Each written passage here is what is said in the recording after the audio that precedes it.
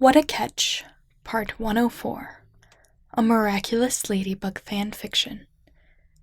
If you have not heard the previous 103 parts of this story, you can find a link to them in the description box below. If you haven't already, make sure you give this video a thumbs up and comment down below in support of more fanfiction.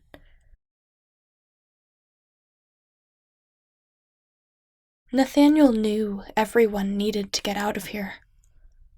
"Come on, mate," he said, putting a hand on Adrian's shoulder. "I'll catch you up when we're back at your flat." He didn't respond, choosing instead to stare intensely at Ladybug, who returned his stare with fear etched onto her face. Shouldn't it be a good thing that he wasn't akumatized? Why were they acting this way? Of course, Nathaniel had his own drama to deal with as well. He hadn't made eye contact with Chloe, but he was also a bit too embarrassed to. Had he gotten his memory back an hour ago, it'd be okay. But now? Now he didn't know what to do, because he was Queen Bee's boyfriend. At least, he used to be. He wasn't sure if he still was. That, and he didn't know his queen was the one and only Chloe Bourgeois. Had he known that, they never would have dated in the first place. But they did date, and he was in love with her, as much as a guy could be for a relationship of rooftops and notes taped to bottles of honey and lemon candy. But Chloe?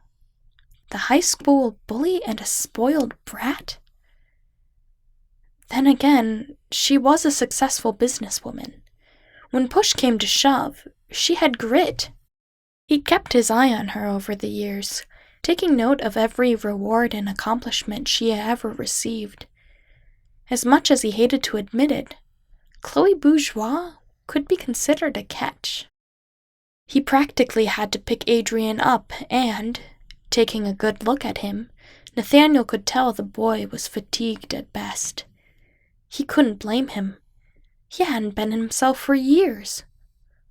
"Come on, boss. Let's take you home." Adrian didn't say anything.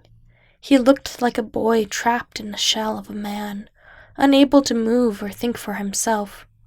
Yet, despite the worn expression etched into his face, he maintained a heavy stare at Ladybug. What happened between the two of them? Was she the reason he got akumatized? "Wait," Adrian whispered, reaching out to Ladybug. She flinched at the gesture, her face turning from fear to guilt. "Come on, she's about to detransform. Surely it can wait," Nathaniel said, adjusting his arm around his shoulders. "Please." His voice was barely a gasp, and Ladybug's face turned back to fear before Nathaniel realized what was happening. It felt like Adrian gained 40 kilos before he realized the man passed out on him, barely catching his body as it plummeled to the floor. "Adrian!" Ladybug exclaimed, speaking for the first time since the deakumatization. Nathaniel pressed his hand to his neck. "He's just passed out," he said, feeling his pulse. "Come on, help me get him out of here before the cops show." "I'll take care of the crowd," Rena Rouge said, taking him by surprise. He hadn't realized she dropped down beside him. "Let me give you a hand," Nino Noir added, draping Adrian's other arm around his shoulder. They stood up together and started walking out, but not before Nathaniel stole another glance at Ladybug. She stood there, looking like a child, as Chloe wrapped her arms around her. He turned back quickly, hoping to not make eye contact. If he remembered dating Queen Bee, then surely she did too. He was sure his memories were the least affected of those involved, but it was still surprising to find out he had a girlfriend. Or, well, had a girlfriend. But why would Cat Blanc, erase that part of his memory? He didn't get it. The only thing he could think of was that it was about Queen Bee herself, not him. Whether it be Cat Blanc or Hawkmoth himself, his queen wasn't supposed to be with the heroes anymore. Whatever it was, Nathaniel had to be patient. He was sure it would all reveal itself with time, and for now he could focus on what to do about Adrian. The guy was passed out, but it wouldn't be a smart idea to take him to a hospital or anything similar. He was grateful he'd spent the last few years going to a gym a few times a week, where this would have been tough. "At least he's not puking, right?" Nathaniel said, trying to make the mood lighter as he and Nino Noir dragged Adrian outside. "So, question," Nino said, ignoring the joke. "Yeah? Can I have my Miraculous back?" He froze in embarrassment. He'd had the Miraculous this whole time, didn't he? Without even knowing it was there. Sure. I mean, not while we're carrying."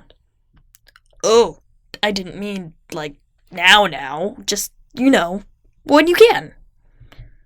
"Yeah, sure." "Cool. Yep, not a problem." The silence between them felt pressing and awkward.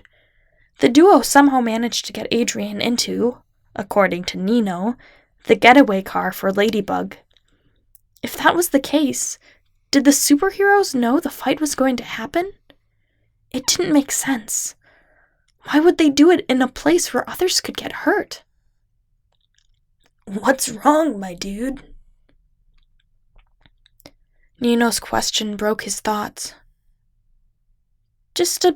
Never mind," he replied. "A memory you got back?" Sure."